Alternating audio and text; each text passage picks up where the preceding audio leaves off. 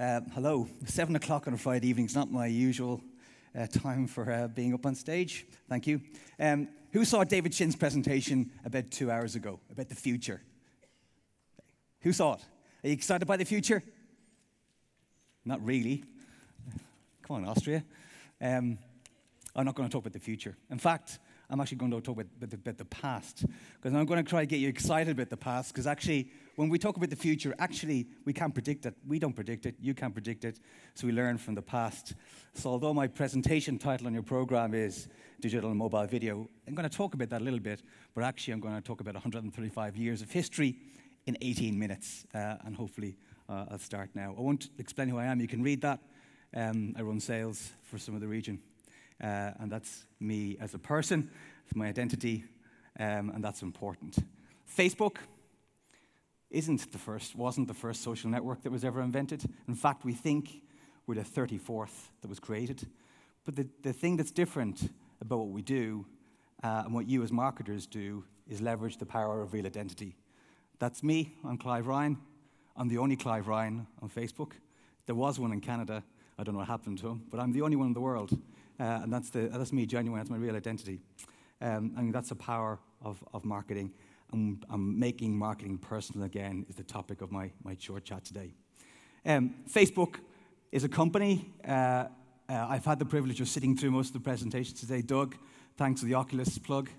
A number of the presenters today talk about Facebook. Facebook is a number of different applications and what we call a family of brands. The Facebook F blue icon, you know, you've heard about Instagram, you've heard about WhatsApp and Oculus. But the big thing for us in the future is tying those things together, and Atlas and that technology is part of our story. So it's not just Facebook, the application you're used to using, it's a lot more than that. But first, let's go back. I'm going to talk about two pieces of history and a short status check-in. What you're seeing is a snapshot from February the 4th, 2004. It's in the Harvard dormitory, and that's what goes live. That's what Facebook looked like back 11 years ago, back in the day. That's what went live. It doesn't look very exciting, really. It's a directory service. But what Mark began to realize is that when he put it live, people began to refresh it every half hour, every 15 minutes, every 10 minutes, every minute. So the need and desire for this directory service for status information became far more dynamic and far more powerful than just a flat directory structure, a flat directory page. So roll forward to 2014, 2015. When an engineer, or when anyone in our company joins the company, within their first 60 minutes of being in the office, this is what they see. Oops, can I go back? Can I go back, please, to the video?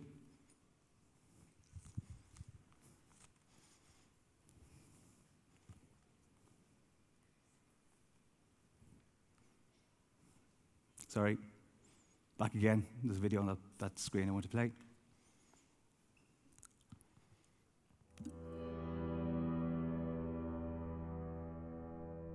The social graph is something that's always existed as long as there were two people on Earth that knew each other. But one thing that there's never been is a map of everybody in the world and their relationships with each other. By giving each person the responsibility for their own story, their own point in that graph, together you have this amazing map of people. Facebook's mission is to make the world more open and connected.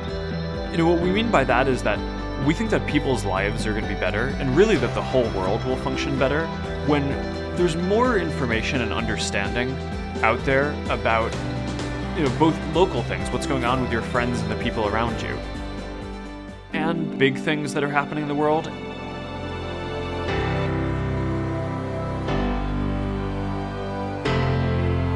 All of you are helping to revolutionize how people get information, how they're connecting with each other. We want to take every single person in the world and connect them. We're a culture of builders. Now let's go make something awesome.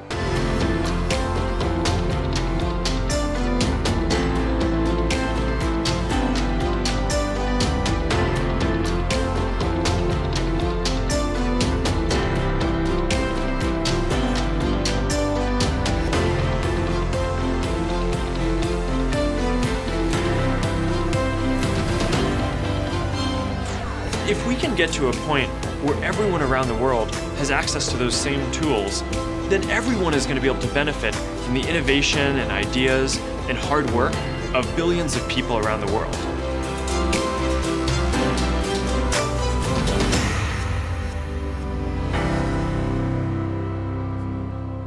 So 2004 was the start of the short history lesson. I want to just do a status check on what that mission has achieved, because as you heard Mark say, the mission of Facebook is to give people the power to share and to make the world more open and connected. And you saw some of the numbers that I put up before, but they're the numbers as of 2 weeks ago. These are our March numbers in terms of people on the platform on a daily basis, a monthly basis, and the importance of mobile. So mobile. We didn't predict that. Facebook is 11 years old, 12 years old. We only introduced mobile 2 years ago. We only introduced the Facebook app on mobile about 2.5 years ago, but already almost 800 million people use primarily their mobile device for Facebook. So we didn't get that right, we got that wrong. We're not good at predicting the future in all cases. But what's important for us is actually not those numbers and the volume of mobile, but actually what is happening on the platform. So 6 billion is the number we like talking about, and 6 billion is the sharing that's happening on Facebook every day. Today, we know that about 2 million people will join Facebook for the very first time. We know that 90 million new friendships will be established, that 320 million new photographs will be uploaded, the same for videos. And we know today about 26 million people will say happy birthday to each other on Facebook today. That connectivity is very, very important, that personal connectivity, and that connectivity and sharing around the world is what we're really proud of. What we've done, though, is moved away from just purely Facebook, the application, into a whole family of apps, as I said, and those numbers are astounding. Right after we published our earnings announcement 2 weeks ago, Mark posted this on his page, and he posted this. Massive desire for connectivity. People just want to be connected. It goes to the basic human desire to want to belong, to want to be part of a community, and to actually express and define your identity. And it's just exploding at an enormous pace and scale.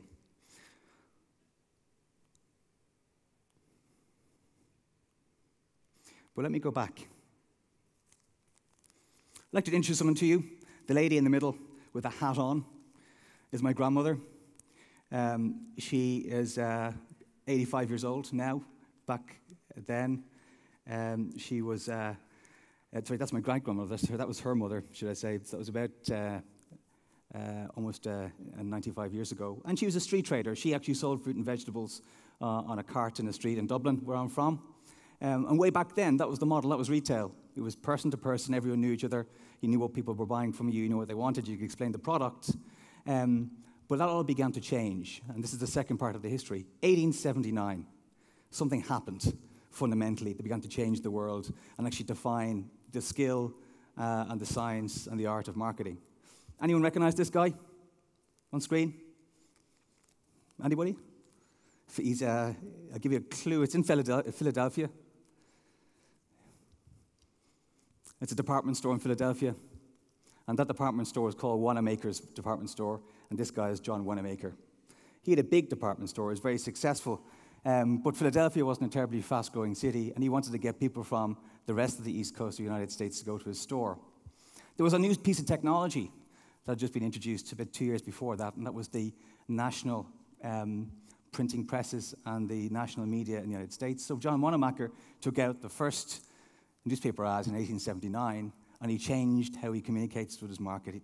Marketing became impersonal, became mass, it became broadcast, and it became very untargeted. And guess what? The very same year, Procter & Gamble did the same thing for their new soap. They began to mass-produce soap, ivory soap, and they wanted to sell that around the United States, and they also copied John Wanamaker and started doing press advertisement. And frankly, 135 years later, marketing hasn't really changed. It's broadcast, it's mass, because there's so much media, so many messages out there, what's actually happening is it's interruptive, it's shouting at you, it's interrupting your attention and screaming at you as a consumer, and it's actually not enjoyable. And what's happening is people's choice of content consumption is changing radically. Because of that stress, because of that noise, people are making fundamental choices about how they're going to consume media. And what I'm showing you is a couple of curves. A couple of inflection points clearly is that we all know that radio was good for until the 50s. TV overtook it in terms of time spent. The US and the UK this year, digital in terms of time spent overtook TV. But what's really interesting for us in Europe, particularly in Switzerland and Austria, is that print is still really strong, really, really strong. But that people aren't engaged entirely on print. It's successful, it's good, but it's not terribly engaging. And then mobile's coming on top of that. So at some point in the future, forecast those curves forward, it's going to change a lot. And that's what's happening in Austria on Facebook today. Over 2 million people on average every single day, and majority of those on mobile. It's an incredibly reaching platform, and that's because of the experience people are doing on it. We're not good at predicting the future. So September last year, this is what happened. Hi, I'm David Beckham, and I'm accepting Ryan's ALS Ice Bucket Challenge. I'm glad to give to ALS. Governor, I accept your challenge.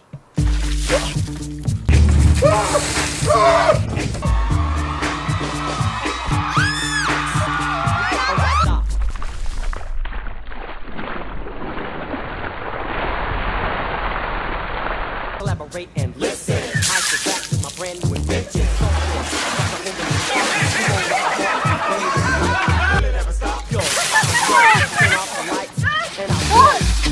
I rock a mic like a vandal, light up the stage and jump like a candle.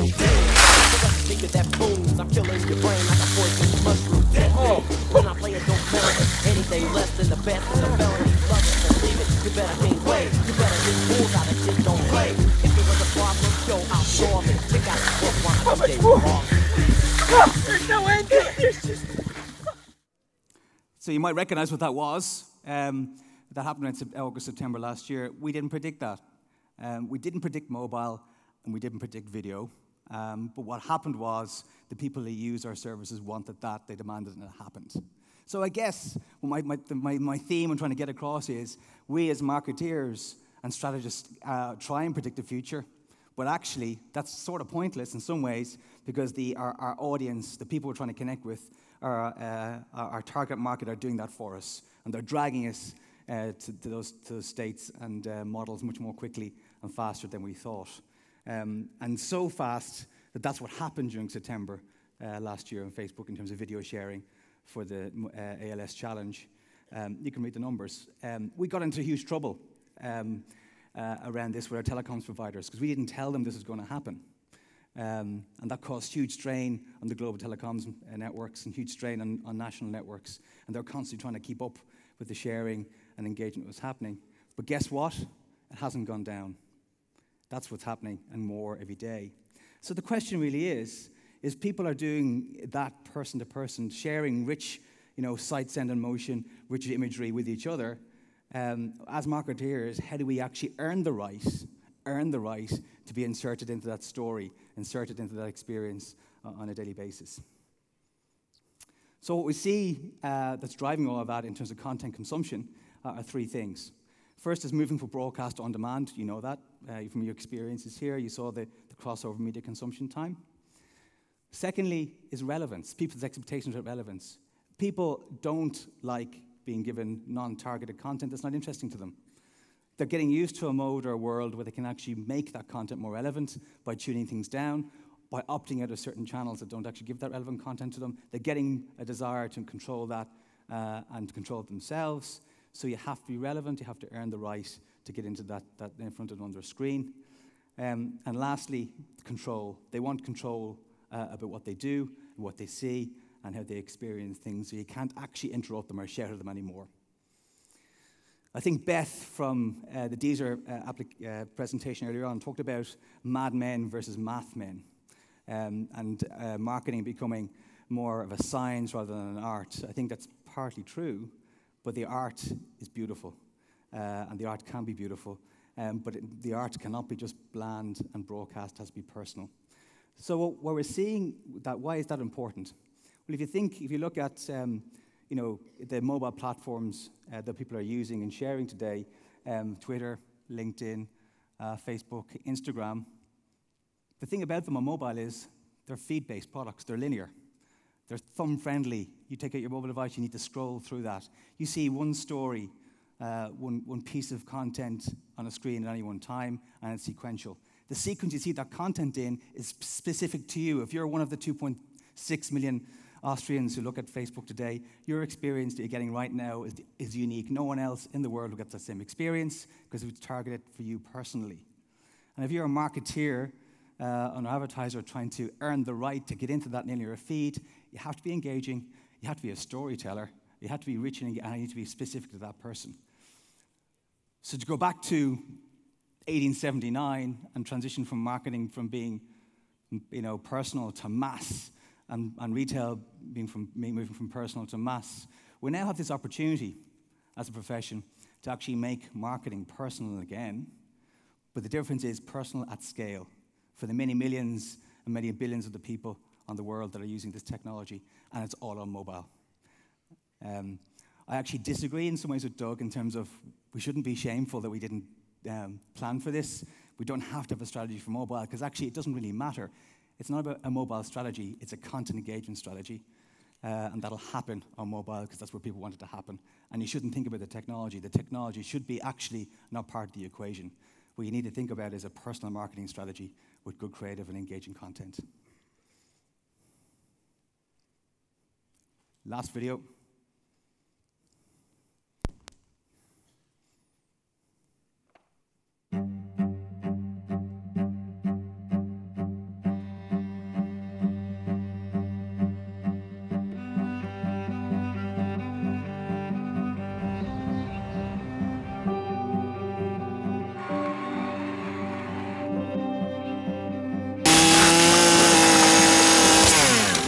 Check out that gooey core of deliciousness.「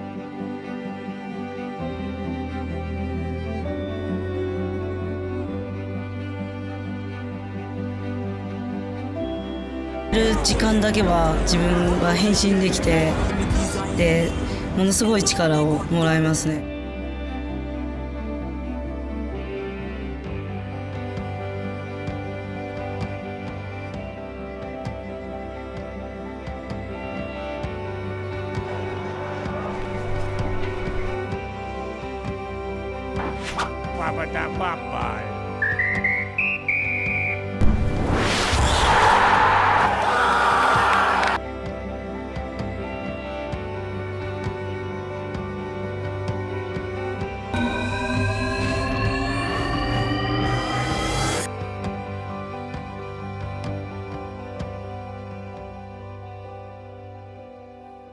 That's feed. It's news feed. It's an artificial feed. I made it up partly because I know Ben and Jerry's are coming on next. How many adverts did you see in that feed? Can anyone count? Does anyone mind? Anyone care? There was actually 7 adverts in that feed. There was 7. But that's what advertising and the future marketing is. It's personal. It's a story. It's engaging. It feels like it's naturally part of feed. And for us as an industry, that's our challenge. It's partly science, targeting, etc., and measurement, and a lot of art, but art and science coming together. Thank you very much.